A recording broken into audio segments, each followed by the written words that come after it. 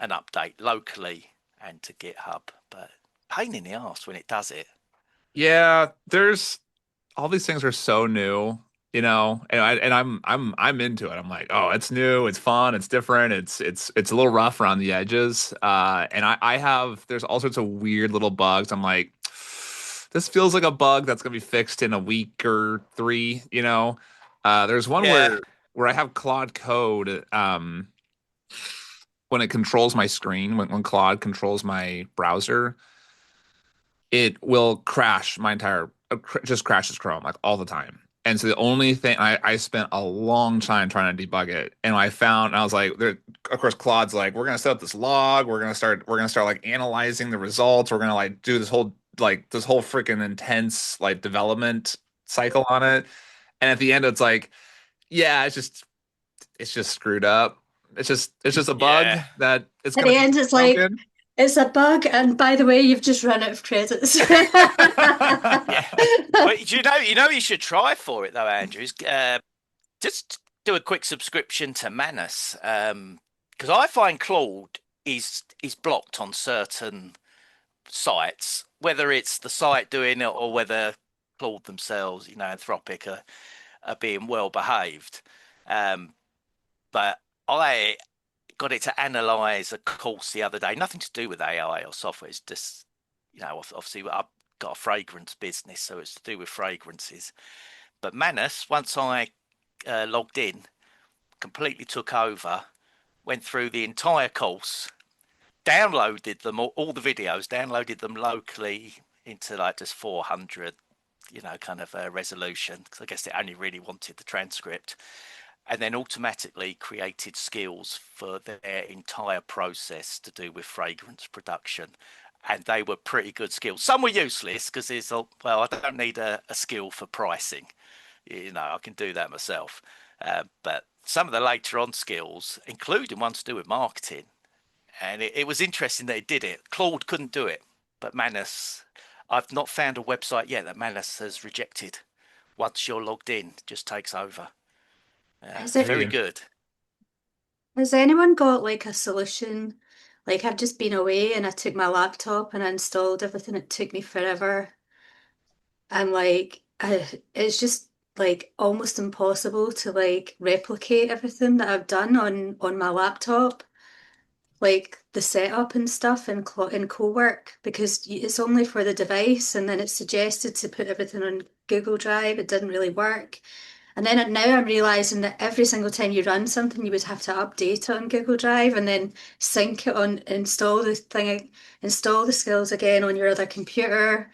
And like, if you're only using your laptop once every 3 months, it's going to be so flipping out of date by the time you get it. Like, if you go somewhere, like we're going away, obviously next week, like I'm going to have to take my laptop out, even though I've only been back a few days, and try and get it the same as my computer, or at least the important stuff. But it just seems like a really kind of hard thing to do, as well as like with staff, you want them to have certain files and you want them to be up to date. I mean, Yeah, I mean, I there's file management. There's different ways of doing file management, right? Like that. And of course, I think you should always have some type of cloud backup for everything, just in general, right? So it both helps for like productivity and also just like making sure your files and just like, oops, I lost my laptop or some water spilled on it, it's dead now, right? But I use Dropbox and Drive, both together for like big file structures, and then GitHub is really good for code. Anything that's code or text based, GitHub is great. But like every time so you have to say, like, just say, for example, it's a VA, it's usually just me working on another computer, but just say it's a VA, so you have to tell your VA, so every time you start work, you have to upload and install all the new skill files again and replace them, and so that they're all the up-to-date ones, or like, because that's quite time consuming. And then at the end of your shift, you have to upload all the ones again to this folder, so that like everyone's got the up-to-date ones. If he's updated something in one of the processes, like how do you even like create a kind of thing around that? Like, can you do something automatically? Or I've been trying to get Claude to come up with a solution, but everything that he's suggested hasn't worked. Are GitHub, you? I think. But go, Jake, why don't you? Yeah, go ahead, Jake, and I'll see if I can do like a little demo for you, Jen. I'll get my screen set Yeah, up I, mean, too. I would definitely say GitHub. But are you using it purely in Claude Cowork? You Because most of it, yeah. I don't I use Claude Cowork for some things and ask it things, but I build a separate operating system in the back end for the AI, a dashboard at the front end, and my agents are in that dashboard separately. And everything is connected to the cloud, so Pinecone, Supabase, places like that. So it doesn't matter where I am. You know, if I go on holiday, my PC shut down at home. I've got my laptop with me or my phone. It's automatically updated. Everything is Yeah. live. I can turn all the agents off if I want to. If I think, well, I don't want them running 24/7 whilst I'm on a plane because I don't want them going crazy, I can pause them. But everything's in the cloud. So I only So use can you show me local. how you've done that? Because that is the part, that is what I want to do, but I just cannot figure out Uh, how to do it. Or I like, just got Claude to do it. I obviously just go and sign up Pinecone, Supabase, places like that, so you can get the API keys so you and just basically tell. operate it with a dashboard, is that what you mean? Yeah, yeah. So I can have the dashboard locally, or I can have the dashboard, say, on a VPS or somewhere else online, and Right. everything. So the whole vector memory system. I won't use Obsidian because it's local. I prefer to use Pinecone because it's in the cloud. Okay. So I can be anywhere. And if I want to say deploy that to someone, sell it to someone, well, again, they're just going to use my cloud setup, which is going to go through an API that I charge them for and put 100% markup on top as well, to be Right. honest. So everything's saved in your Pinecone thing, and then you just tell Claude to always use Pinecone, is that? Yeah, Or what that's its memory system. So everything's going up there. I'll have it save files, obviously, to Google Drive and Dropbox, but the uh, actual operating system and the dashboard for the agents, I like to have up in the cloud. So there's at okay. least whatever I've got locally is mirrored in the cloud, but they're all the agents I use are running just in the cloud. Right, okay. That's what I need to do. Yeah, if That's you what just that's what ask, I'm just doing. tell Claude that's what you want to say. I want a Right, dashboard for okay. these agents. Explain to it what it wants. I would brainstorm it with it first, so it understands the structure, so it can plan out the process. But it's quite easy for it to do a dashboard and then just say, "Yeah, I just want this up in the cloud. Tell me what APIs you need. I'm going to use Pinecone. I've got Supabase, whatever you're using. It'll tell you what to get, how to set them up, and then you can have it just automatically kind of update and sync everything." Cool. Thank you. I imagine Rob would probably have quite a good answer to this. Rob, I He don't know seems, if the question I missed was. the question. Go ahead, Jen. So, oh God, like the question is like if you've got your laptop and you want to go away and then you've got everything on your computer and it's all like not cloud-based. Basically, I was panicking and I'm like, well, should I just like get extra luggage and put my PC in my case? Like, well, not quite, but like it would maybe get to a point where I would have to do that, like because you depend more and more on it each week for your business, and if like it's not, you can't take it with you, you're really like not working. You don't have the freedom to just work from anywhere anymore. You're just like stuck to wherever the computer is. So it was just to see if there was a solution because everything I've tried so far didn't work. Two thoughts. Are you a PC or Mac person? Actually, I've got a PC and a Mac and a laptop. What do you use? Are we talking So I've OpenClaw or got what are we? so I've Is that got where two cloud accounts. One's on a Mac and one's on a PC in a different locations. And then I've got my laptop, which I mean, has Claude logged in, but the desktop's completely different because I didn't like I'm changing the setup quite a lot, and then by the time I go back in my laptop, it's not the same. I use a Mac Mini. And I mean, if I was going to be gone for a long period of time, I might just as a backup take it with me. It's very small. But you get a couple options if you are concerned about that. You could just put it on a cheap laptop and take the laptop with you. But for Mac, I just use Tailscale. to connect, and I don't have any problems jumping in or connecting via Finder. But I'm not a PC guy, so I honestly have no help on the PCs. I have a couple PCs here, but I have OpenClaw Connect for me. I don't do any of that. So you just remote into the other computer, is that what you mean? Yeah. Yep. So that was my other solution, but then I'm like, what if you go away for 2 weeks and then day one your computer crashes at home and you're like, oh no, I have to fly home and fix it. That's So bad. there's That's just really all bad. these things that I'm just like, this, why is it not in the cloud in the first place? I don't understand what they were thinking. Yeah, I don't have an answer for power outages.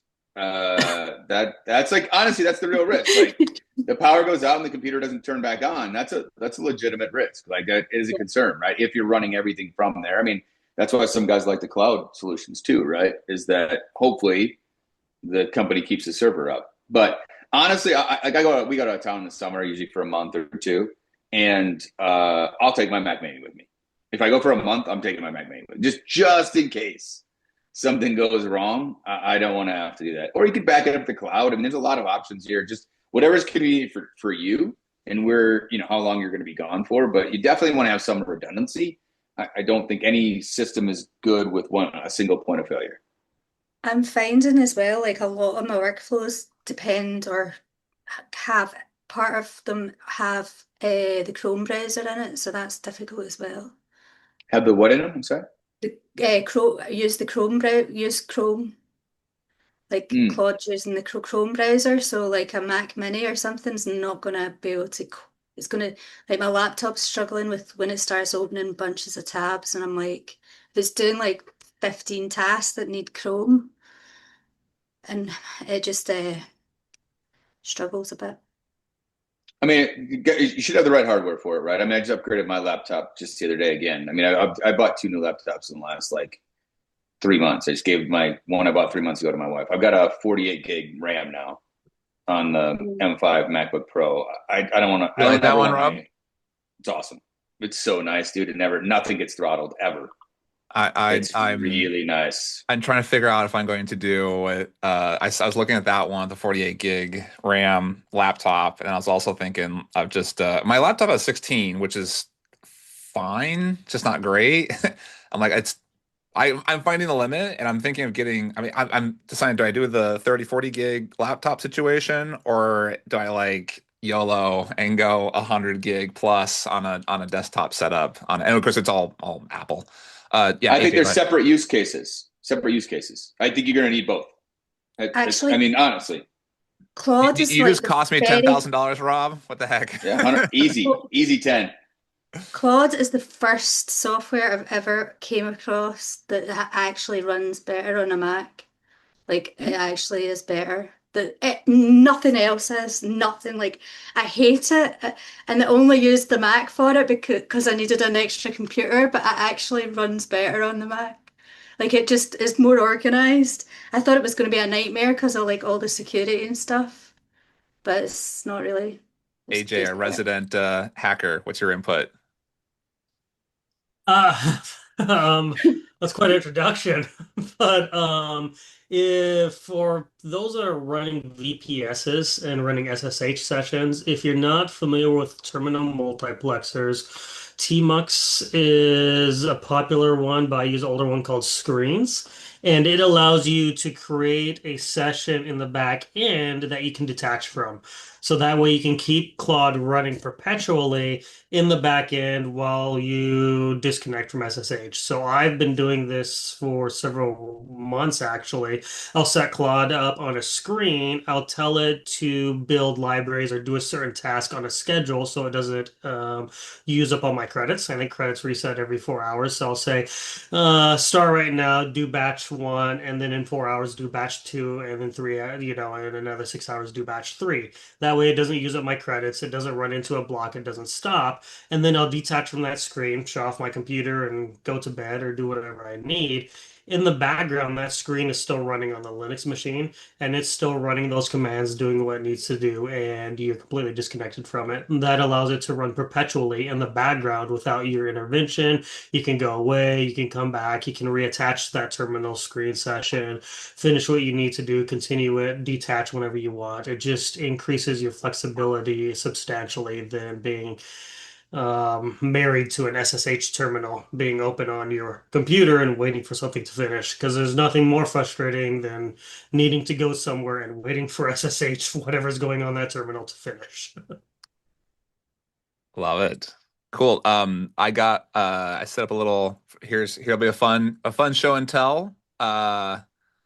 Here I can show you guys just to show you again. I think the big, again, what I'm trying to do here is I'm trying to get a bunch of smart people to come together, rub elbows, rub digital Zoom elbows together, and like start thinking about these things, debugging and showing off some stuff, right?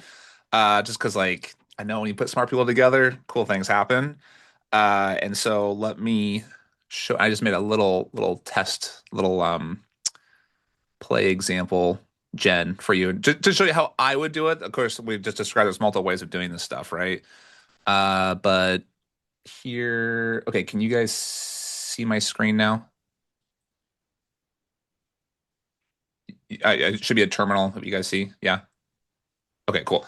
This is just how I would do it. Again, there's lots of different ways of doing this, right? But what I did is I'm using iTerm. It's a free app. I'm on Mac. I'm assuming that there's something equivalent on Windows, but this is just it's similar to the terminal. You can see here I have here's my Paperclip session, right? So I can have like tabs up here, and then inside the tabs I can have kind of subtabs, or I think they call these sessions here. And so here's just an example of what I told Claude just to see what it would do. So I created a directory, a folder, right?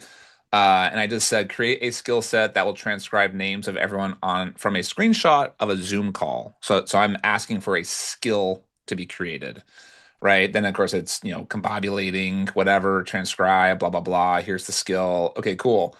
And then, okay, make it blah, blah, blah, whatever. Okay, and then here it is, transcribe Zoom names. I took a screenshot of you guys while you guys were talking.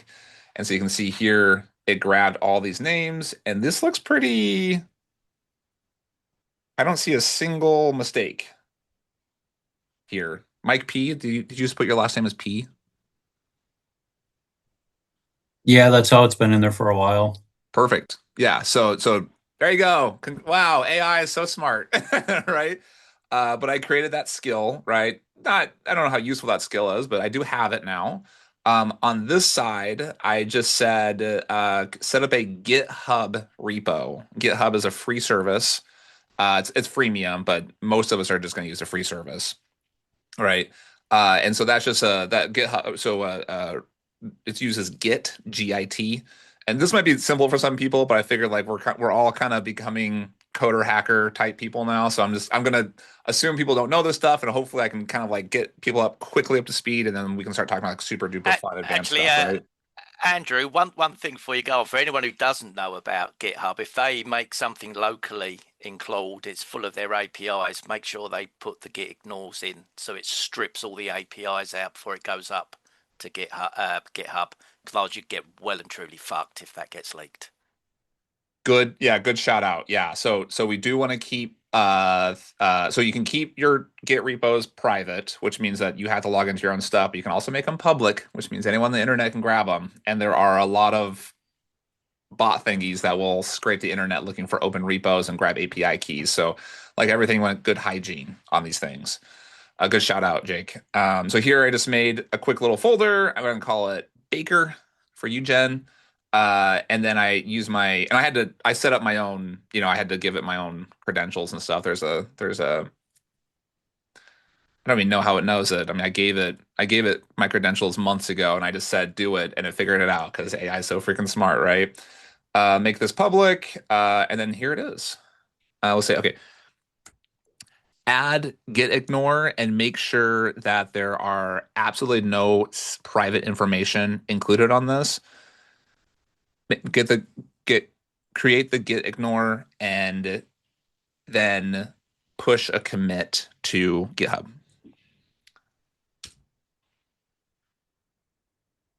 And so git ignore, just like Jake mentioned, git ignore is a folder that tells Dropbox to, or sorry, not Dropbox, GitHub to not show something or to not save it. So it's just gonna be local. So you can keep passwords and API keys on your locally without saving them up in the cloud. And for us on our team to share those API keys, we never ever publish those API keys on GitHub or any other like public platform. Even though our stuff is private and locked down, it's just like it's just good practice not to save those things in the cloud on a code sharing website. It's made to share code, right? You don't want to share passwords there. We use 1Password, which is a password manager, and it's relatively, I think it's also freemium. And so we have on the team, we have our own 1Password, and also I use Bitwarden too. I think I just like 1Password better though. And then let's see the big reveal here. Let's see if this is if this worked.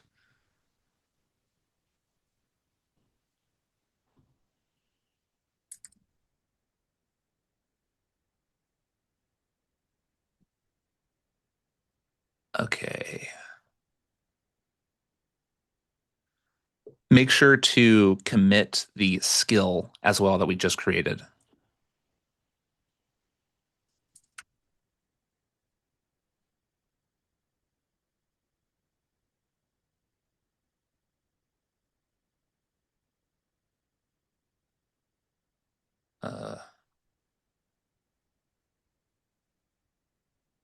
There should be a skill directory, something about Zoom transcriptions. Hopefully in the right spot. So while I get that, I'll get my screen shared and everything like that. Yeah, I thought that was a little demo there how I would do it, Jen. Cool, guys. Well, I figured today is a fun day just to do kind of an open show and tell. I'll get my GitHub set up so you can see what's going on. I also can show off Paperclip stuff since I showed a little bit last week on the Paperclip stuff. That would be fun to see that. And also, can also tell you what I think of Paperclip so far. But before I do that, I'd love to open it up to anyone else who wants to show off anything. Well, it's not ready to show off, but I'd be interested in your thoughts on Paperclip, because I did ask Claude to bring me up a plan where I showed it OpenClaw, Hermes, and Paperclip, and I asked it to kind of take the best of all three and combine it into one system. And it has given me a plan of what it thinks I should do. And it was going to strip a fair bit out of Paperclip, but it thought there was a lot to steal from all three. What did it say, Jake? Like, what was the? It's just going to make its own. It's going to make its own version. It didn't like OpenClaw very much because of security issues. It did like Hermes a lot. It thought there might be some complexities in getting the best from all three to work together. Thought Paperclip could be very expensive if you are not too careful. But it definitely thought it could do it. So I was going to maybe this weekend let it go ahead and see what it comes up with.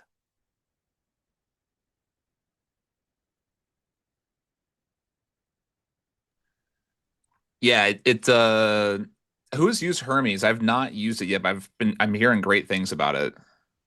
Rob, have you used Hermes yet? Yeah, I had my open Jarvis set it up. So he just put it on the Mac Mini and set it up and tested it. The main difference for me was the self-learning loop is built in, as opposed to not built in, and had to try to like teach OpenClaw to do that. So that was really the only difference that I saw is the stuff. So I use it for our analysis of all the slideshows we post every day, which is a lot. So he does he's learning on his own as he analyzes every single day. And he gets a little bit smarter each time. So I just run that agent for that purpose only, but I haven't fully explored it. Yeah, because I think for the Karpathy auto research, you've got to have an NVIDIA GPU, don't you? So I don't know if Hermes is doing it differently. Yeah, for the Karpathy, the self-reflecting loop, that one. Yeah, Auto research. Yeah, that one. yeah. I think everybody's gonna start buying GPUs and more computers. At least I am. So that's my theory. Karpathy is a maybe an AI influencer or a guy, right? The stuff he's coming out with is incredible. So the auto research is incredible, and the idea of a wiki also. He had just had this. It seemed like a little shower thought to him, right? The wiki. So the idea is that you have a set of markdown files, but you just structure it in a wiki format. And wiki is like a really good format that humans love, and the bots are also really good at reading them. And I thought that was like pretty clever idea. And it's simple, but like very approachable. We use it as our base. I use it as my base memory now, as the LLM Wiki by Karpathy. Really? Mm-hmm. More than the system we had talked about before with Pinecone and Yep. Yeah. Well, I don't know if have you noticed Pinecone have just it's in beta testing, so I guess maybe just their paid users get to play with it at the moment. They're bringing out a version of Pinecone specifically tailored to AI agents, and they're reworking the entire vector memory. It looked quite interesting what they were doing. I did apply, I haven't got in. So, but if I do get in, I'll definitely have a play with it. If you wouldn't mind, I spent a lot of time on this recently, thinking about memory. I mean, essentially, we're trying to create a human brain, guys, and so there's a trade-off here. And what's nice about the LLM Wiki is that the AI at the beginning determines the ingestion, takes all the information and summarizes and what to ingest into the wiki. The problem with that is if it's inaccurate, that inaccuracy compounds over time.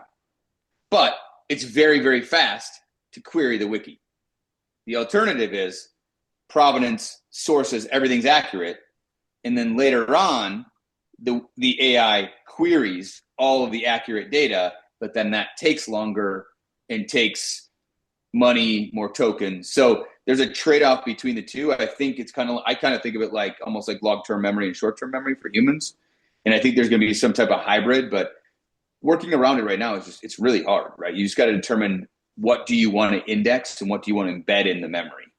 And so we use I built a wiki indexer essentially that can index and choose what to index into the embedded into the LLM Wiki. And I mean, it's good, but nothing's perfect. Just as long as you know what the weaknesses are, I think that's the key. And is the wiki your long-term or short-term memory? Long-term. Long-term. Okay. Yeah, it's interesting because if you do think of it, if you do kind of go with the analogy of the human brain, we have a triage system in our brain, right? When you have a trauma, that sticks in your brain forever, right? But if you have like a little, I'm sure no one here could tell us what you had for breakfast, or what you had for lunch, like 3 weeks ago, right? Like your brain just forgot about it, and it's not really that important. Or it might have cached it in a setting of, I generally eat salad, 3 times a week, and so it's cached it, right? There's this concept that Claude and other people are coming out with, where they have a dream sequence, and human brains also do this thing where dreaming or sleeping seems to be a really key component to memory, right? Because you can when people scan your brain, they can see memories being played backwards into your brain, right? And there's something about that's a recording system, and we do know that people who do not sleep well do not remember well, and so it's very interesting, this whole thing where it's like it's similar to a human brain and has pros and cons of a human brain. That's good. And so Rob, what are you using for your short-term memory then, if you're using a wiki for your long-term? Just a context. I'm going to show you my whole setup if you want to see, like, sure. The HTML. I mean, this is in progress and not fully, nothing's fully built in AI anymore. But this is what I'm working off of. So this is just a series of conversations between me and AI. And so the idea is that you're at the top, and then you can have a dashboard. I use Telegram now. I don't usually use WhatsApp anymore. Live up here. I created a public repo. There's other solutions this now, but basically it's a Telegram bridge that allows you to bridge to your Claude Code called Ditto. And then you got a mission control dashboard that looks something like this.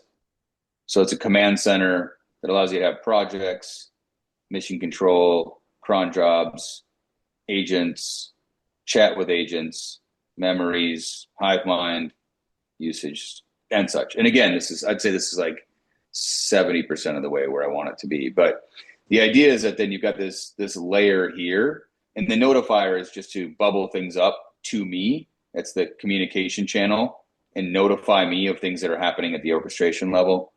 Claude Code or Codex. I'm using Codex more lately. A runner, project engine, and then a trust tier system. I think of this like governance, like employees. And so when you have employees, like let's call them agents in this case, everybody starts off in a probationary period, which is T0. And then as they earn themselves and metric and qualify them, they can earn themselves up to a T3 or T1, T2, T3. And then down here, this is what I've spent most of the time on, I'd say. LLM Wiki, a wiki indexer. And then this is where I think it gets really, really interesting is over here. I've added to this as I've been building this the last couple of weeks. You should have a skills registry. And I think of a skills registry as almost like a team of people, but they're good at certain tasks. Not everybody's good at everything. So how do you evaluate whether your skill is good or not, or a skill you want to download? So then I built a skills evaluator, which is trying to evaluate the skills to determine if they're good or not. And then skill authoring, which you just showed, is pretty easy now. Skill authoring is just how do you make a skill using Claude Code or something like that. And then the database is currently Supabase. How's it going? I have Instacart 816. So this is what I'm working on right now. This is the system. And the idea is you're going to be able to drop in a brief, see it on the dashboard, have Claude Code or Codex, whatever your engine is, orchestrate it, push it out to agents based upon their trust system, and then they can access the skills that are necessary to complete the task. And that's kind of how that's the goal I'm working towards. Definitely this is not killer. So this is just me talking to AI a lot. And then I put this into a visual representation and then just started building this. And this is just going back and forth a few times. So still not there yet, but the one thing I would say, I think I talked about this on a call before. I believe, let's call it context farming. I believe in having a proactive context farmer to bubble up information that you're interested in. So I wrote that in code, right? Save it as a local code. So what I did is I wanted a visual representation of it. So now I can just go in here. Here are the channels. Here are the keywords. And then this runs every morning and puts it into my Slack. And so having this run, let's say these are the channels and these are the keywords, it will run, pull from YouTube. This is just YouTube. And then it will automatically put a summary, a link to the URL, and an evaluation of should I skip it, skim it, or watch it. And just having that, this was a couple of weeks ago, having that every morning, we call it the Intel channel. And I have a small team, but if those of you that have a big team, 100% should do this.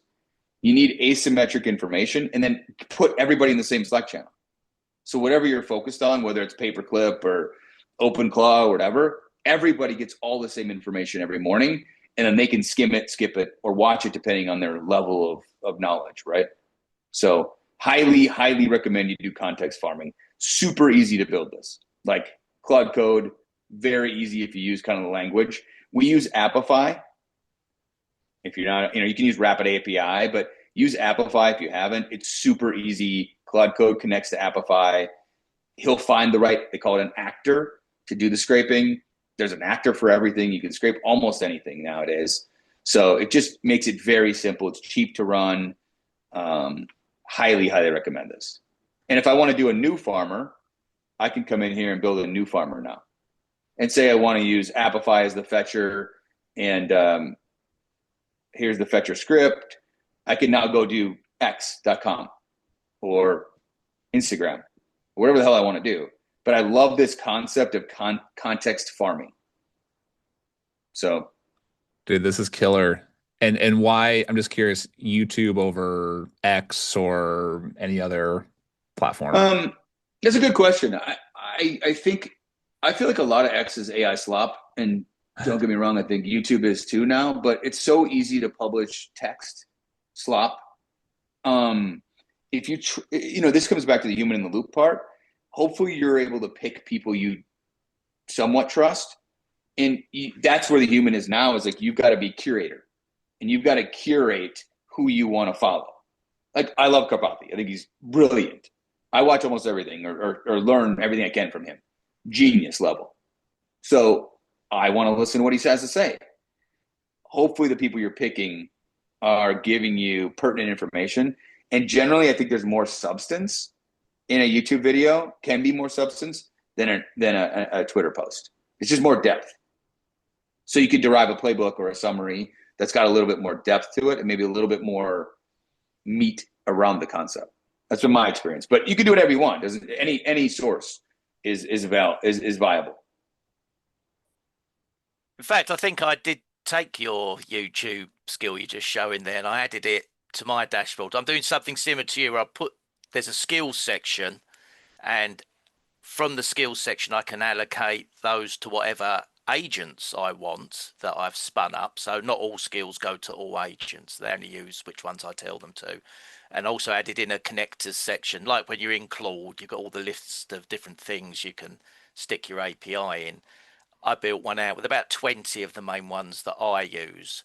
So I can put the API in, and then again, I can allocate that just to certain agents. So pretty much all of them have the firecrawl access, but some of them maybe will just have access to, say, via KIE for generate images or videos. There might only be one of the agents that has that particular access. But I found that way I can manage the agents quite well. So this one's got, say there's 100 skills uploaded. This agent's got 5 skills, that's got 10, that's got 1. Because one of them may be just a skill creator agent, another one's just a scraper. I found that's worked quite well in a dashboard. Awesome. That's killer, Rob. I took some screenshots. I'm asking Claude Code to pull down create a similar skill, and then I'm gonna see if I can create that while we're on the call and upload it to Jen's example GitHub. Is it a specific skill or like an open source project or something that you're using for the? I remember you shared it before. It was just a process, just its own custom skill that it made by itself. Yeah. Yeah. Oh, for the context farming? For the context farming. Yeah, I watched a video, or actually AI told me to watch a video, and I just took his concept. He gatekeeped it behind an email. So what I do, he had to go register, and then he's going to share it with you later for $39 a month. But which is fine. I have no problem. People making money off it. But AI recommended to watch it. What I do, I take the video, put in Claude Code, tell it to analyze, give me a summary, give me a playbook. Then if I like it, then I say, great, now execute and build me something similar to this. That's all you have to do. And then tweak it from there. That is learning how to determine what you want to build and then build at speed, I think is the skill set moving forward. Rob, I'm curious how you avoid getting overwhelmed with all of this. I'm a machine, bro. I'm already half cyborg, bro. I struggle with it. Chad and I were talking yesterday about this. It's a challenge, right? To not get spun out. But I sent a screenshot here of an example of what it looks like.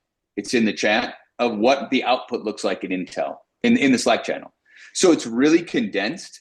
It's the video, the title, a little blurb about it, and then a why. And just give that to Claude Code. I like that more than a long page for every video, because now I can take that and I can go, oh, that's enough for me to go ahead and analyze it and watch it. Or maybe I just want to watch it for enjoyment, right? It might be one of, some guys giving opinions and just, talking about stuff. So I'm just trying to be, I think that's also a problem. How do you learn? And this is one of the reasons I did this. You have to train your AI, but you can't just sit on the sidelines while your AI learns. So you should take the same information and feed it into your brain that you're feeding into the AI, or the AI is going to be way smarter than you very, very fast. And then how are you going to manage the AI if you don't understand any context around it, we're maybe slightly ahead right now. But a guy said this a while ago, and I loved it. He goes, your dog doesn't know where you go when you leave the house. So therefore, your dog can't manage you when you're gone. We become the dog. How do you manage the dog? Well, you're the dog. How do you manage the AI when the AI is way smarter than you doing stuff you don't know how to do? And I was like, man, that's pretty fucking crazy. But that feels like that's happening. You can outsource your thinking, but you can't outsource your understanding. That's right. That's right. I think it's going to be like that scene in Close Encounters of the Third Kind, when they're playing the music to the aliens at the end and then the piano goes on auto mode. They're like, hey, do you know what it's saying? So I've got no fucking idea what it's saying. I think that's where AI is going. It is going to rapidly just advance beyond us, and you just, okay, I just let it go. Do what you want. I think for me, we were talking about this, yeah, like Rob said, and just being like unabashedly honest with your AI. And like I asked it literally this morning, like, oh, I'm going to go check out Andrew's webinar and hackathon. And it was like, what are you going to do there? And I was like, I don't know, like probably just listen. There's going to be some like cool people talking, whatever. And it's like, is that a good use of your time? And I was like, yeah. And they're like, okay. And then I was like, oh shit. Like, like that didn't sound like that sounded like it was telling me not to do it, but it knows me and it knows me very well. And that's how I've not become overwhelmed, is by it telling me what I need to do. Like, it is in charge of me. I've given it everything. And so I don't now listen to stuff or watch stuff or read stuff that isn't going to help me. I need some like AEO here for my hackathon, so the bots will recommend people do come. Hopefully it is worth your time, Chad. Yeah, no, for sure. And but it is. It's like I have to explain myself, and that makes it difficult to bullshit it. And I'm also not going to lie, like I've whipped up like just a random Claude session and talked to it because I know that my real one is going to like completely shit all over me. So yeah, I have been accused of stepping out on my my real AI. I love it. And Chad, you mentioned that you're using Hermes and that it's working much better than OpenClaw. This is why I like talking to people like this, because I am ready. I think my project next week or maybe this weekend will be to switch from OpenClaw to Hermes. And I think too, the other thing is that with the way things are changing, like I canceled my ChatGPT Max subscription like 5 months ago, and now everyone's talking about how great 5.5 is. And so it's like, okay, well, am I going to like cancel my Claude and then resubscribe in 4 months when the new Claude one comes out? And I think what I'm writing all my stuff to is like model agnostic. Like it took me 5 minutes to set up my Hermes because I just gave it, I'm like, I've already set up OpenClaw. Here's the folder. Like, what do you need? And it went through and it, just knocked out whatever. It's like going down when you see the fruit going down that big line at the conveyor belt, and it just knocks the bad fruit out somehow, like before it goes into the boxes. And I think that's what it does. And so now, when Phantom 7 comes out from some company we've never even heard of, like I can just switch everything over to that, and I'm not tied to one or the other.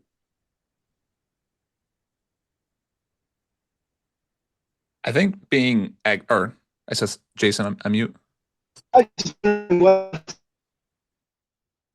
That he's able to switch from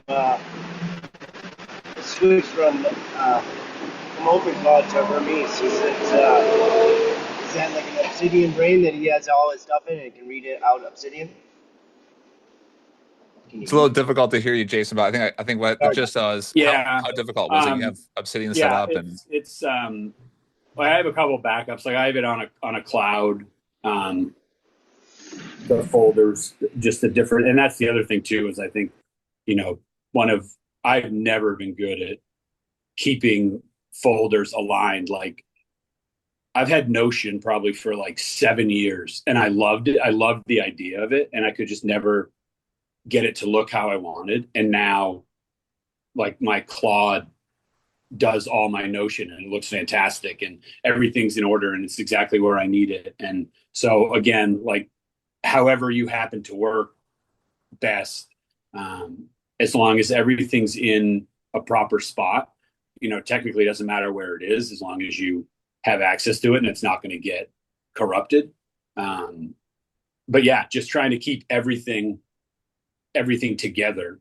And I have kind of defaulted to Claude to say is sort of my overlord of files. Like I'm going to transfer all this stuff. Tell me, write a prompt that will gather everything I need to bake this cake, kind of type thing.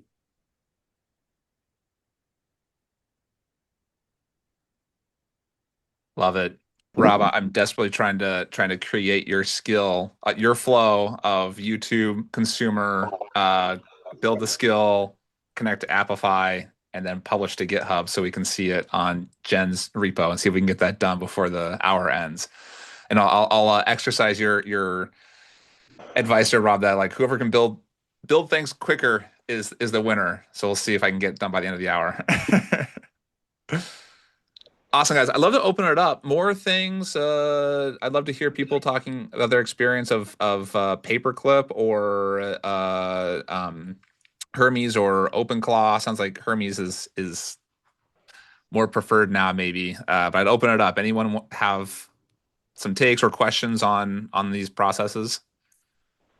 I haven't worked with Hermes, but I'm part of a couple of Facebook groups with OpenClaw, and I've been seeing and hearing the same thing across the board. Is a lot of people are really happy with Hermes. OpenClaw is great, they say they love it, but a lot of the self-learning that was mentioned earlier, and a lot of the ease to install the integrations, is a lot of people are happy with Hermes.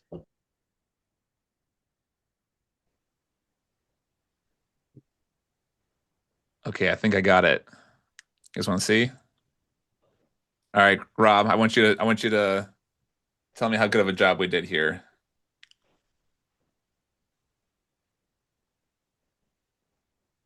Okay, yeah, I think it worked. All right, so I took I had to put my API key in plain text, so I'm gonna have to obscure that here.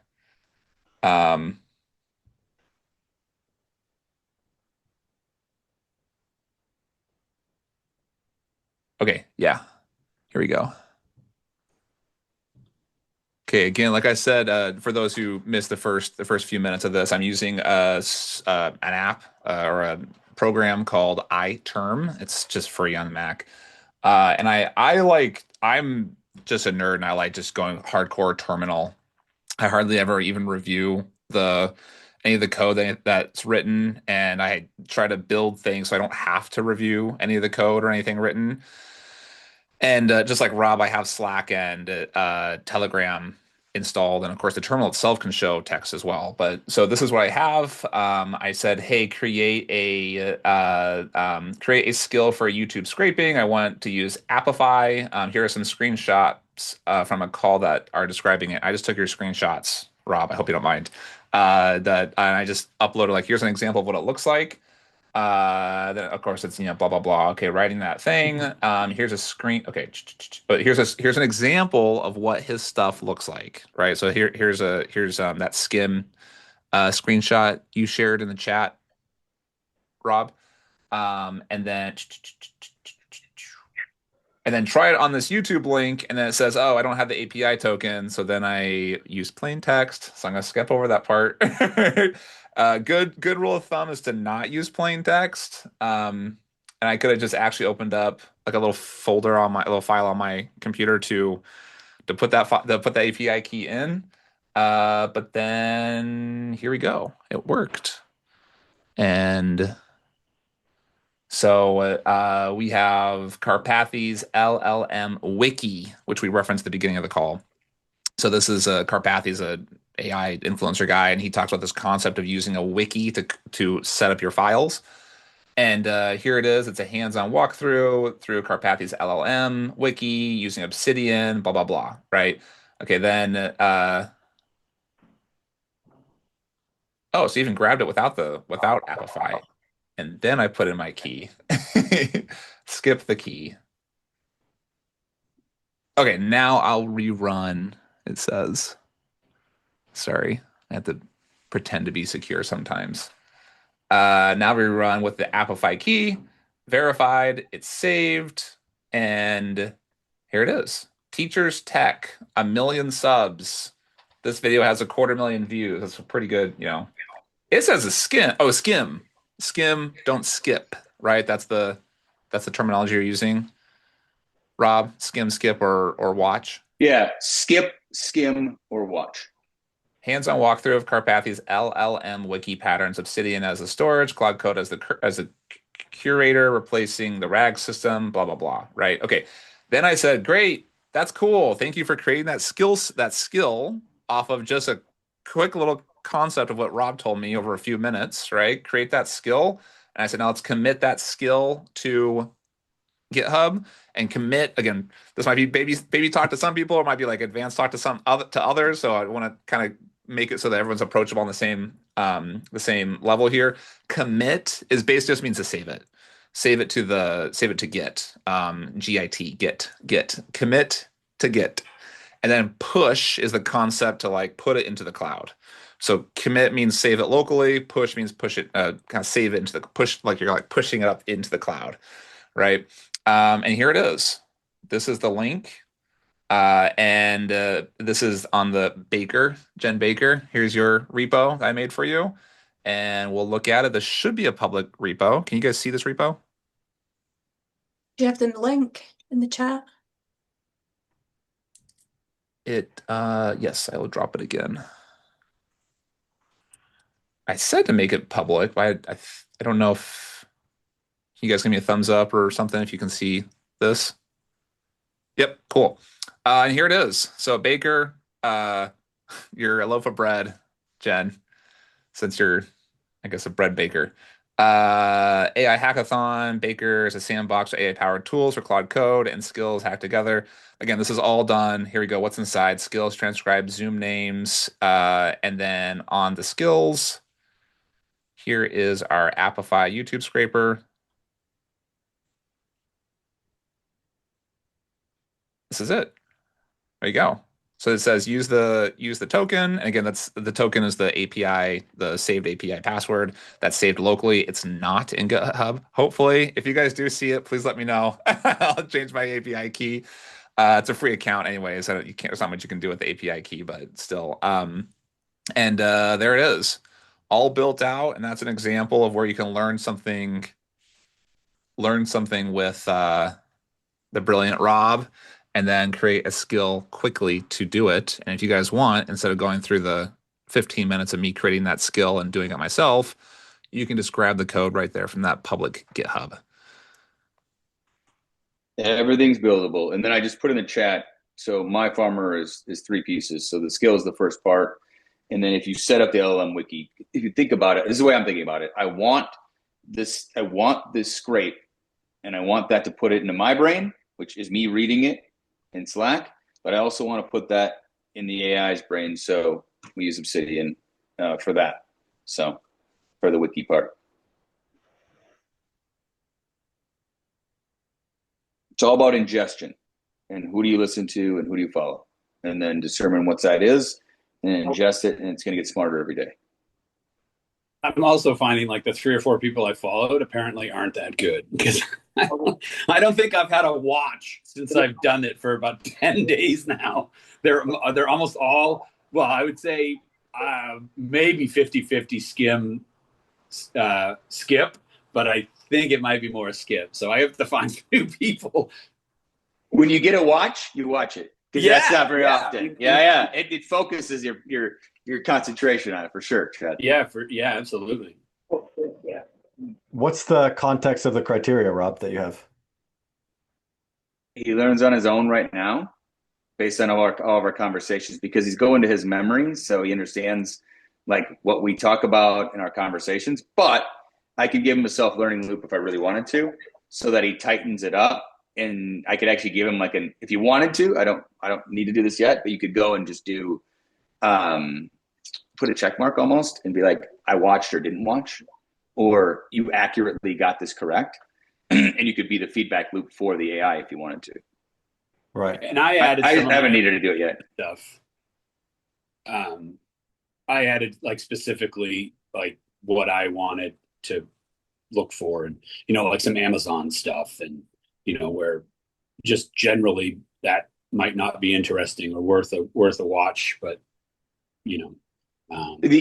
the other thing is, like, my buddy Kyle owns the pickleball brand Carbon, and he called me the other day and he's like, hey, I know you shared this idea with me, but I really need to do this. And he's like, my use case is paddle reviewers review our paddles and other paddles. So I want to scrape YouTube or TikTok, everything, every day for any mention of a pickleball paddle review. I said, perfect. Now do that and put it in a Slack channel so your whole team can see it. And now you can make a decision. What do I do about that? Do I need to go and message this guy? Was it a great review and attaboy him and make him ambassador? Like it'll bubble up all of the opportunities, good or bad, that are happening with his brand. So there's a million use cases for this. It's just, this is the simplest one. I'll tell you, I came across a good skill the other day. You put it in the same place where you've got the soul, the user, heartbeat, Claude MD. Google open sourced their entire design skill for Google Stitch. It's called Design MD. I'll stick a link in the chat. But if you're into obviously designing slides, websites, things like that, it was very nice of Google to open source it. It's very good. Plus, yeah, just add it to your agent as just another file that it understands. I guess if it's an agent that's dealing with design, which a lot of them would be. I have a question for people that are maybe newer to building with AI or intermediate even. Where do you, and Jennifer, can I pick on you? Where do you think the gap is? Is it that you don't know necessarily what the AI is capable of, or you know that it's capable of anything, you just don't know how to help it get there?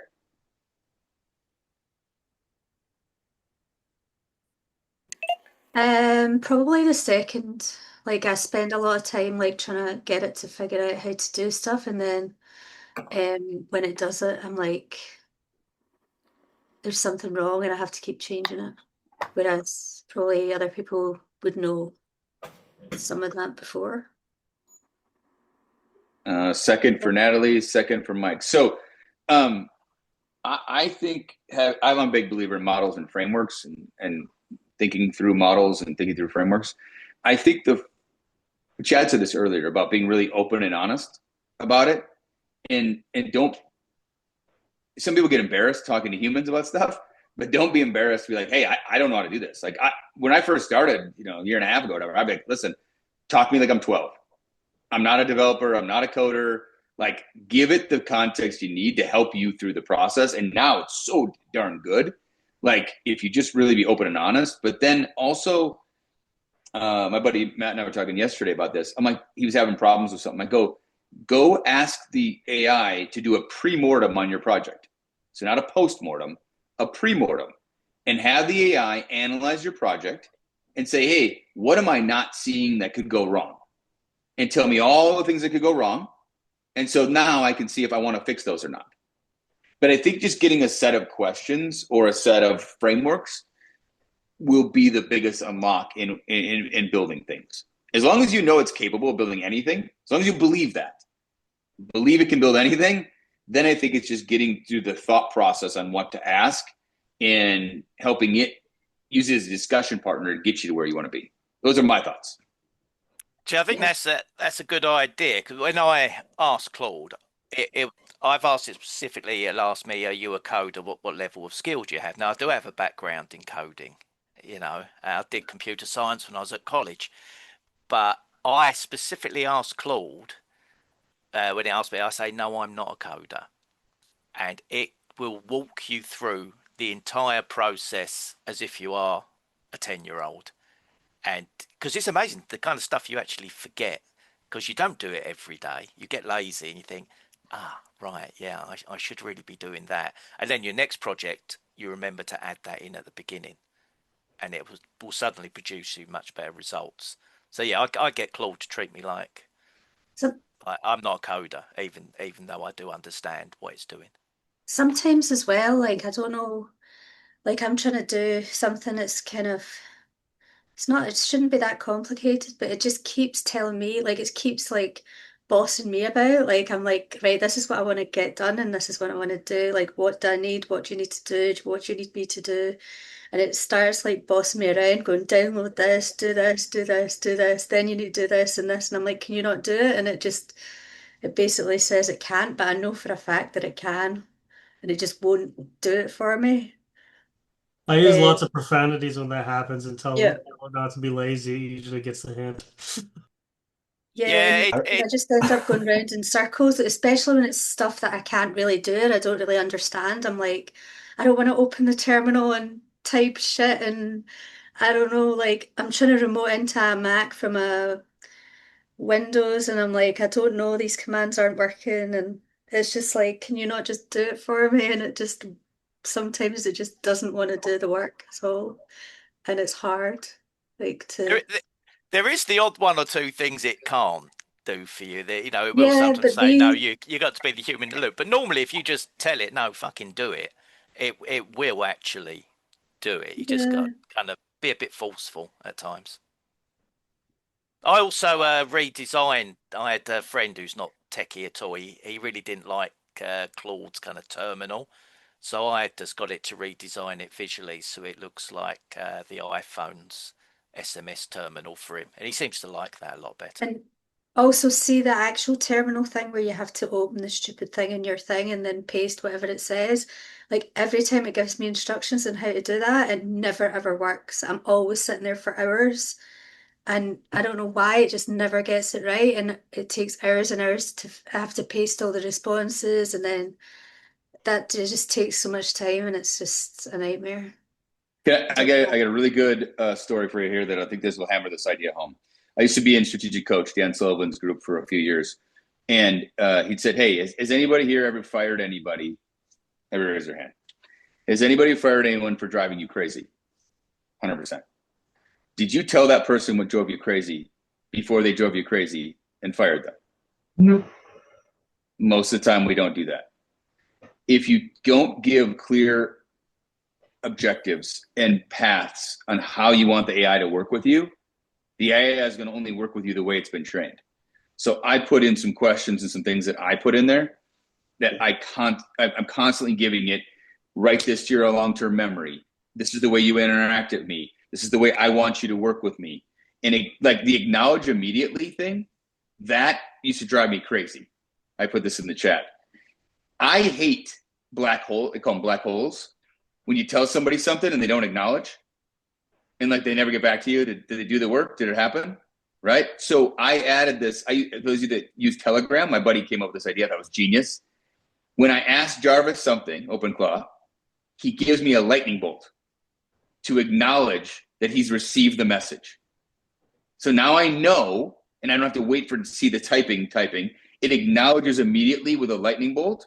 And now if I don't see a lightning bolt, I assume he did not get the message and something broke or something happened. So that little tweak right there, and he does it in Slack too when I communicate in Slack. That little thing was a really nice, like easier way for me to work with him, as I didn't have a black hole and wonder what was happening. So I think it's just how you work, Jennifer, or anybody, how you work. Just figure out how you want people to work with you, and then tell him he must work that way with you. It's not optional. You must be my slave. Listen, if I'm going to go get a job at JP Morgan and be a junior analyst, I don't know if you guys saw that. I'd be a junior analyst at JP Morgan these days. I'm amazed that guy didn't take the $1 million payout. I would have taken that $1 million all day long and dropped that case. Yeah, I told my wife I'm going to apply. She's like, "You don't want a job?" I said, "Yeah, but I wouldn't mind being a junior analyst at J.P. Morgan these days." No, you don't get the reference. This executive, good-looking woman made a young man her sex slave at J.P. Morgan recently, and the news came out. That's funny. Love it, guys. Well, that's killer, Rob. I love these. For those who didn't see here in the chat, there's Rob posted a couple of basically prompts here. Todd posted one of his prompts is hold my hand through this process. Hold my hand through this process when he gets a little bit overwhelmed. And then Rob has one based on what you know about me and my goals. What are tasks you can do to get us closer to our mission? And what tools can you build to make us more productive? I love it. I like to visualize a lot of stuff. So I've got a little bit in the dashboard that I've made where when you tell the agent to do something, it produces a visual workflow. And as it moves along, it suddenly highlights it. That one's done. Then it starts dotting along in a little animation. It's going for the next part. I find that's quite helpful. So you can see where it is on the path. I'm not just looking at text scrolling up the terminal. It's done a nice little UI for me. Jake, I'm a visual guy. Can you share what you mean by that, or even share your screen and what it looks like? It's not fully working, so I haven't got it open at the moment. But I'll just basically, I'll dig it out and I can send it to you, Rob.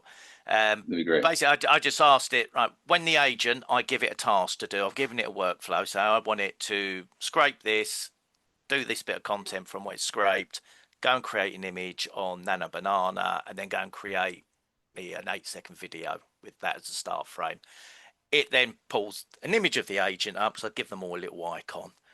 And then it's just lines going across, circle with each part of the workflow that I've told it to do, and it just animates it across. So it looks really nice and pretty. It's a non-essential thing, but I can then see what each of the agents is doing just at a quick visual glance and think, okay, yeah, that one's there. It's at that stage, or it's suddenly stopped because for whatever reason it's broken, or something in the process isn't working.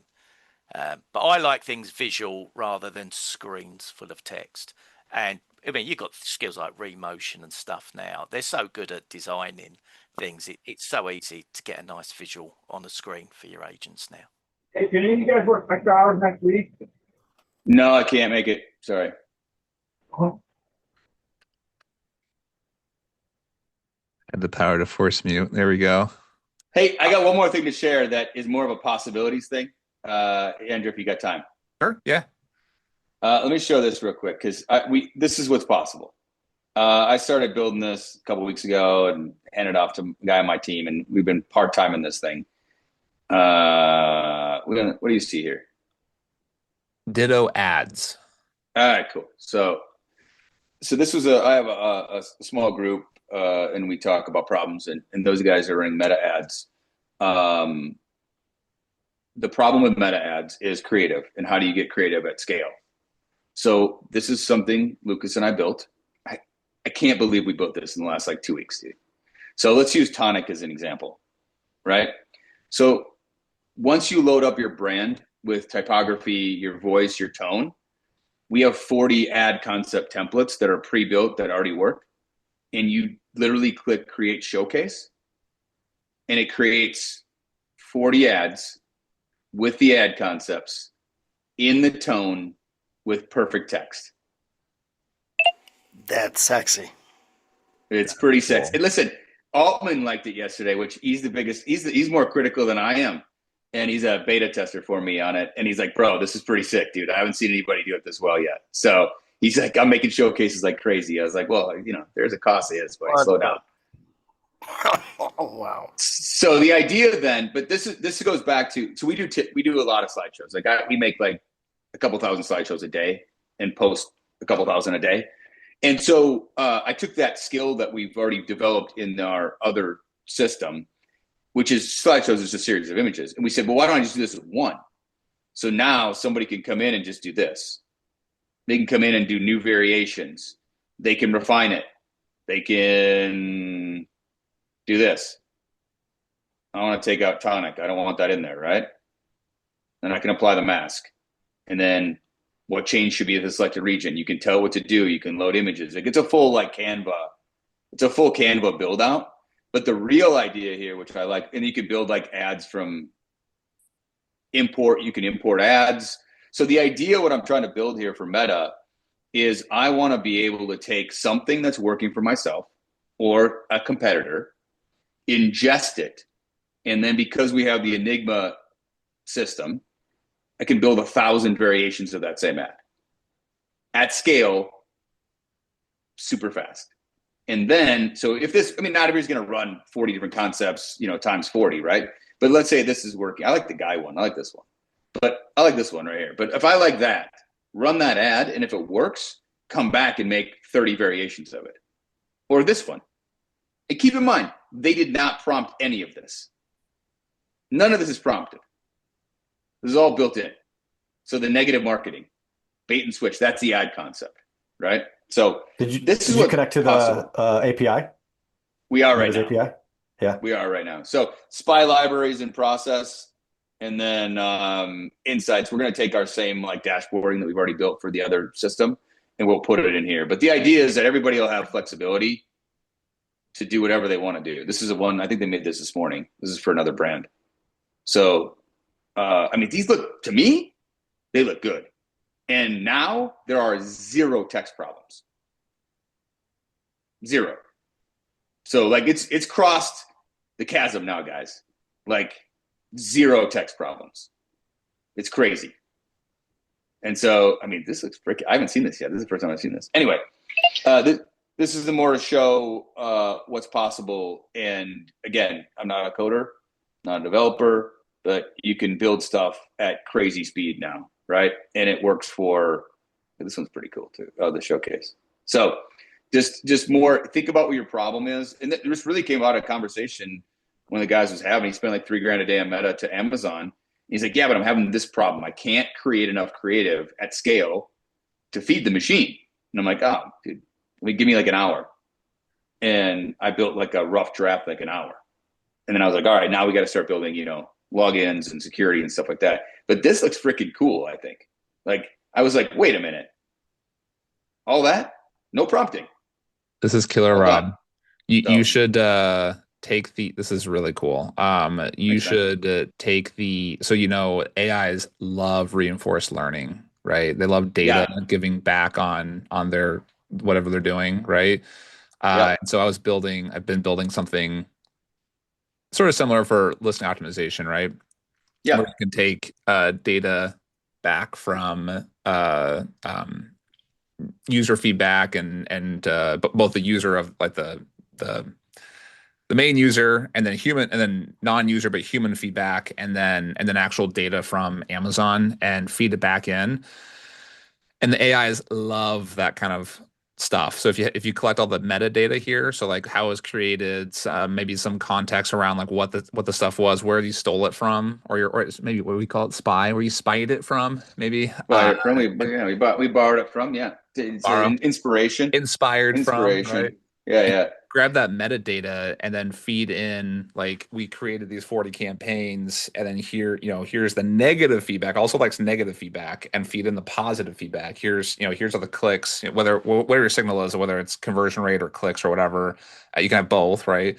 And then the negative too, here's our ROAS was garbage on this one, and then you just use that as kind of a repo for training the next set of stuff. But that's killer, Rob. That's very exciting. Nice. Yeah, we do it now with 50,000 slideshows. So it analyzes 50,000 every day. And then it gives a feedback loop of what's working, what's not working, drop this idea, do this idea more, do the hook more. So that we're just going to apply the same thing because we'll have real attribution with Meta, which will make it a lot easier. Killer. Awesome, guys. Well, go ahead, Jason. Rob, do you want to run my Meta? That sounds like a lot of work, but maybe Rob, just say Claude, run. Yeah, run. just Jason's help little Jason out. Jason, message me, Jason. Here, I'll put my email in there. Just if you want to be a beta tester, man, just message me, dude. We're taking on beta testers who actually want to use it. Getting guys to use it sometimes and get feedback is good. But just email me at that email and I'll get you guys set up. Rob, Stephen, just say based on what you know about me and my goals, what are some tasks you can do to get us closer to running Jason's meta? Yeah, we could do that probably, but we're trying to build it for. I'd love to build it for some friends to be able to use it on their own, but I think there will be some people who want it just run on their own, run it for them. But the Enigma engine, to answer your question, I got inspired by a clip I saw of the movie with Benedict Cumberbatch about Turing in World War II. And the Germans had a machine called Enigma, which created a lot of variations, right? And they couldn't crack it. They had to crack the system, crack the code. So we built an Enigma engine that I can take one slideshow and make 10 billion variations if I want to. It's just permutations of every variable of every image. So we built that engine that allows us, we don't make 10 billion, but by having the ability to make that many, it randomly chooses based on the data of what to do. And then we make 1,000, let's say, of one template, and we publish 1,000 to TikTok today for a brand. And that 1,000 gets past duplicate content because we've got enough variation now because of the Enigma. You went to the Turing test. I went to Batman Forever and Jim Carrey's character. I watched it. It was like a couple months ago. I saw this clip on YouTube and I was like, oh my God, that's what we have to Edward do. Nigma. That's how we beat the duplicate content. I love it. That's killer, Rob. Well, we're past the hour a bit here, and trying to keep people's stuff efficient. So, to the very end here, I'm going to show a little bit of again going off of that concept of like who can build quickly and taking these concepts and turning them into something useful. Again, this is why it's so amazing to like learn something and then implement it right away, right? So we were talking. Rob mentioned the wiki article, and I even put in a YouTube link to setting up an LLM wiki. And here I just did, hey, read this, watch this YouTube video. And then Rob even mentioned like, here's the 3 steps that I use for doing the YouTube consumption. And I put that into Claude and then already published to GitHub. So you guys have a public link already to this. And it created, both took Rob's framework and also the Karpathy wiki framework and then created that inside the repo here. So you can see here, here's the wiki, and here is the file that basically the summary of that YouTube video that we shared. And then of course, self-referential, I say, here's a YouTube, create a summary of this video so I can understand what's in the YouTube video. Oh, by the way, use the information from that YouTube video to create the LLM structure, the wiki structure to save this and stuff in the future. And so you can see RAG, basically summarizes that 20-minute video into basically a little one page of information, right, with sources here. And I even set up Obsidian, which I haven't played with yet, but here's the wiki.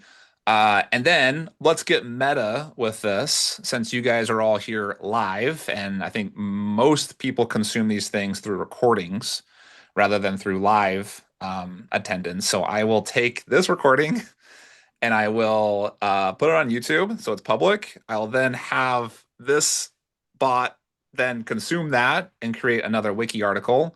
And then again, if you're you can get that public access here just at this link. I'll make sure anybody who's watching the recording, there's a link down below. And this link's already in the chat for you guys. So we'll get fun and meta about it and create a summary and add that to the wiki with the thing that we vibe coded while we're on the call together. So cool, guys. Another fun hackathon. Thank you guys for joining. Rob, thank you for sharing. And AJ, Jake, Chad, thank you for Jen and Jason, thank you for participating quite a bit. I tentatively scheduled another one for next Thursday. So there's already a link in the email and stuff. So thank you guys for joining. And again, this is just my desire to get all these super smart people together to learn about this stuff. And we will hopefully see most of you guys again next week. That was a lot of fun. Thanks. Bye, guys.